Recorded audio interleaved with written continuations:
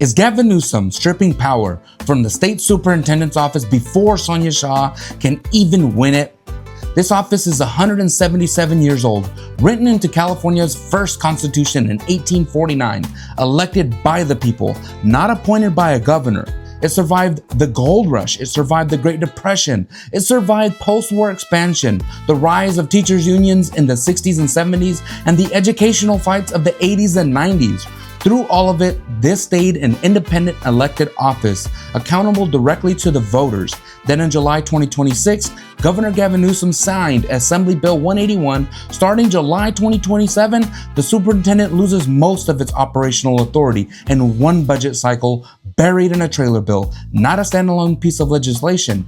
Here's what changes. The Department of Education used to answer to the elected superintendent. Now it answers to a new position, the Education Commissioner appointed by the governor. The State Board of Education also expands from 11 members to 13. The superintendent gets one seat on that board. That's about 7% of the vote. Once again, our representatives have diminished our voice.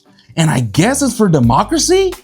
And who's held this office? Since the 1990s, every superintendent has leaned Democrat. The office is technically nonpartisan on the ballot. In practice, it hasn't gone the other way in over 30 years. Meanwhile, California's fourth graders ranked 47th in the nation for reading. Today, less than half of California students meet the state's own English standard. Republicans, this wasn't a party line vote. Several of them voted yes on this. Look up your assembly member's vote and see for yourself. And remember, this passed after Sonja had already announced she was running for the position.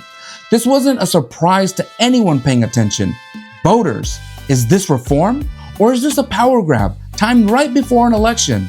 And what do you think about Republicans agreeing to hand this power to an appointed board? Comment below and tell us what you think.